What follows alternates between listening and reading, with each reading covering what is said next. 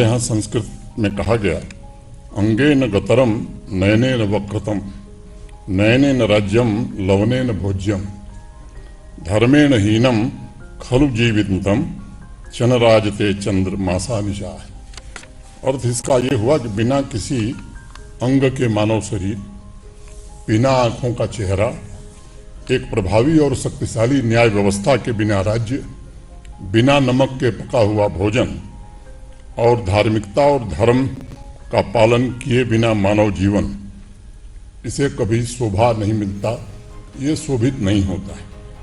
6000 वर्ष पूर्व जब हमारे जो मूल ग्रंथ हैं, वेद, उपनिषद, इनकी जब रचना हुई थी, तब से उसमें न्याय व्यवस्था को सर्वोपरि माना गया है, क्योंकि उसका सबसे बड़ा लक्ष्य जो था, समाज में धर्म यानी न्याय की स्थापना और अधर्म यानी अन्याय का विनाश करना बताया गया था। और हमारे सर्वोच्च न्यायालय का जो प्रतीक वाक्य है, वह भी महाभारत के अनुशासन पर्व से ही लिया गया, यतो धर्मेस्ततो जयः, अर्थात जहाँ धर्म है वहीं न्याय है, वहीं विजय है।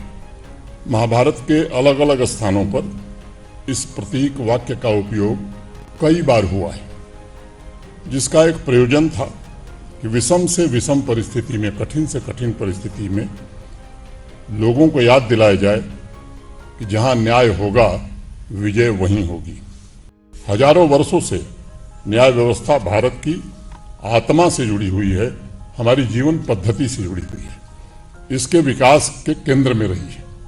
और इसीलिए न्यायालय को हमारी संस्कृति में न्याय का दफ्तर, न्याय का ऑफिस नहीं कहा गया, बल्कि न्याय का मंदिर कहा गया, जहां बिना किसी भेदभाव के ये सुनिश्चित किया जाता है कि सबको समान न्याय मिले और लीगल सिस्टम तक उनकी पहुंच समान रूप से बन सके।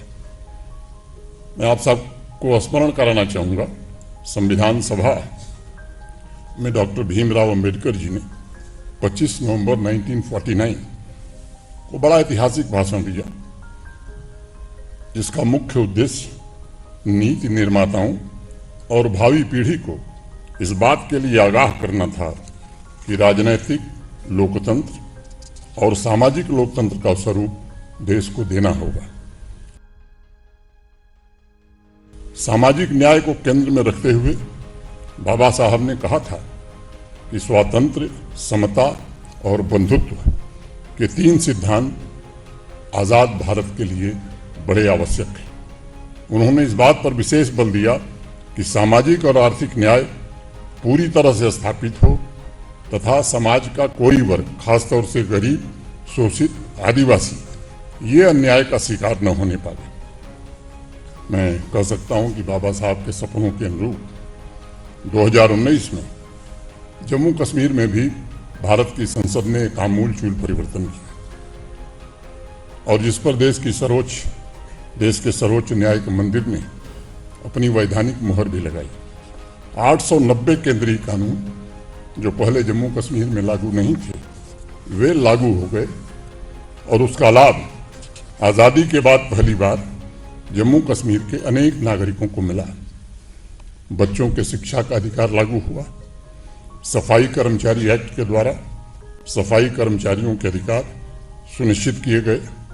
दलित भाई बहनों पर अत्याचार रोकने के लिए जो कानून था, वो जम्मू कश्मीर में लागू हुआ। माइनॉरिटी एक्ट प्रभावी हुआ। देश के अन्य राज्यों में लेबरर्स, माने श्रमिकों के हितों की रक्षा के लिए मिनिमम वेजेस एक्ट, वो भी लागू हुआ।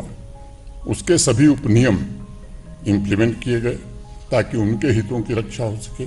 इसके अलावा सैनिकों और आदिवासियों के कल्याण के लिए भी अनेक कानून लागू हुए हैं, जिसकी चर्चा मैं आगे करूंगा।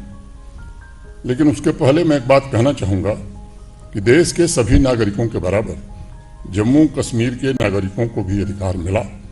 समता और सामाजिक न्याय की व्यवस्था स्थापित होने की ओर जम्मू कश्मीर आगे बढ़ा। भारत का संविधान सामाजिक, आर्थिक और राजनीतिक न्याय की गारंटी देता है। न्याय प्रदान करने का एक पहलू यह भी है कि सभी नागरिकों को न्याय तक पहुंच मिल सके तथा यह सुनिश्चित किया जाना चाहिए कि न्याय सबसे करीब व्यक्ति तक पहुंचे जो इसका सबसे अधिक हकदार है।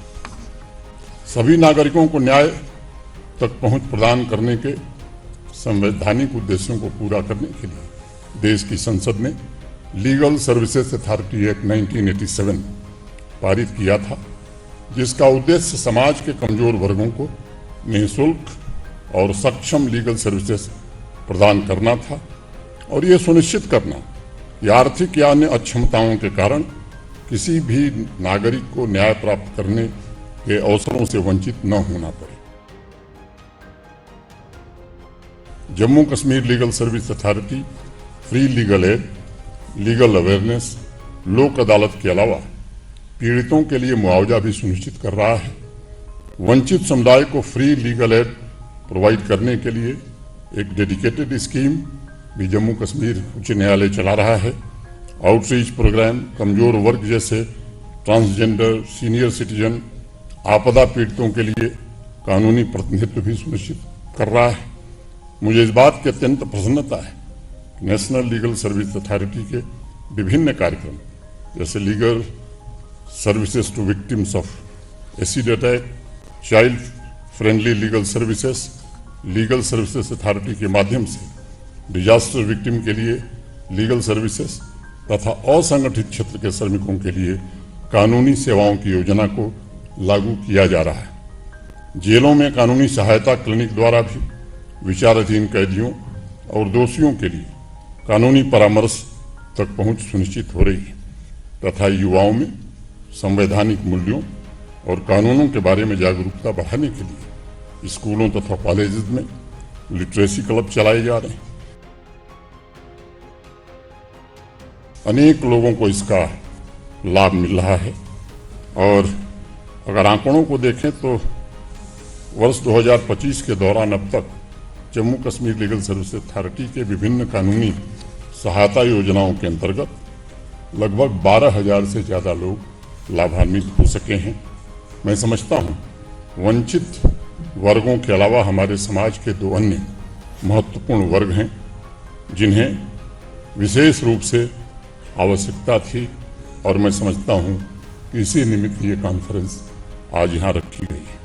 व्यक्तिगत रूप से मेरा मत है कि सेना के जवानों और आदिवासी समुदाय के सदस्य हमारे देश के ऐसे अंग हैं जिन पर हमें कानूनी सहायता प्रदान करने, उनके लिए न्याय सुनिश्चित करने के संबंध में जितना अधिक ध्यान यह देश दे सकता है, मैं समझता हूँ वो देना चाहिए।